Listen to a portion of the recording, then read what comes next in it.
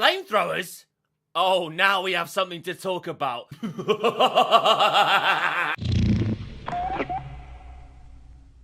Hey guys, Tommy here, and it's time to answer the burning question.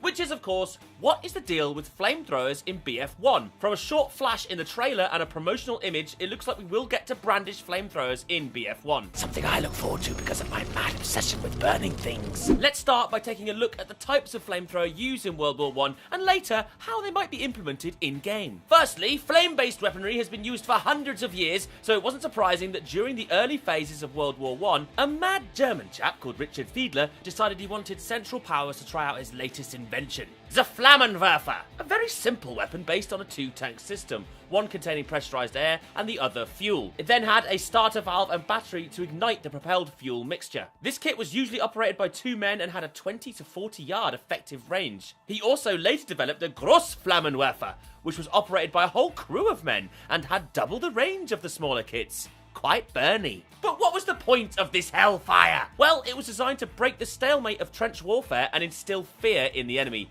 And boy, did it work. You see, the flamethrower went largely unreported by Allied forces until the Germans launched a surprise attack on the British at Hooge, Flanders on the 30th of July, 1915. The Flammenwerfer was extensively used in this attack, and as you can imagine, it made everybody fucking shit themselves. Many British soldiers lost their lives that day, and the victory was attributed to the trench-clearing effectiveness of the flamethrower. German High Command was very pleased with this, and as a result, formed the, Deathshead Pioneers! Yeah, they had a real flair for the dramatic. The Deathshead Pioneers were flamethrower-wielding shock troops, deployed to all fields of battle, used as a first-wave assault crew to clear forward defenders preceding their main infantry force. One major drawback of being part of one of these crews, though, was that in a battle, every man and his gun dog would be aiming squarely at you.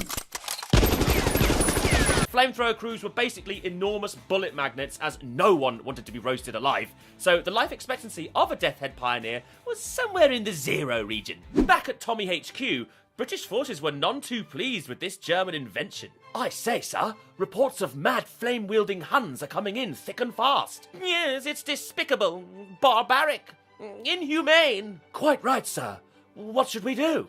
Well, we shall make our own, of course. For self-defense, you see. Yes, even after Allied forces had condemned the use of flamethrowers as an inhuman projection of the German scientific mind, they started developing their own versions. The French developed a very effective portable one-man flamethrower called the Schild, which was of a superior build to the early German models. Something they responded to with the improved Wechsflammenwerfer, which utilized a cylindrical tank and a self-ignition system. The short clip of the flame soldier in the BF1 trailer is most definitely a German soldier using the Wex model flamethrower. You can see on his back the cylindrical tank of this iconic weapon. But what of this shit? Well, it's hard to say. Likely it's just another angle of the Wex-wielding soldier, but the length of the nozzle suggests this could be a more heavy flamethrower variant, such as the Grossflammenwerfer mentioned earlier. Either way, it's likely we will see these weapons appear in the game as battle pickups. However, there's also the possibility of flamethrower troops being a class you can spawn as, with a limit per team. Basically working how vehicle spawns currently do in existing Battlefield titles. That would spice things up a bit. Likely the flamethrower will make short work of enemy troops at close range, but just like in real life, as soon as you're spotted wielding that flame licky burn gun, the whole server will be coming for you. So, there we have it. Flamethrowers. What a bloody horrible invention, eh? And wait, oh, yeah.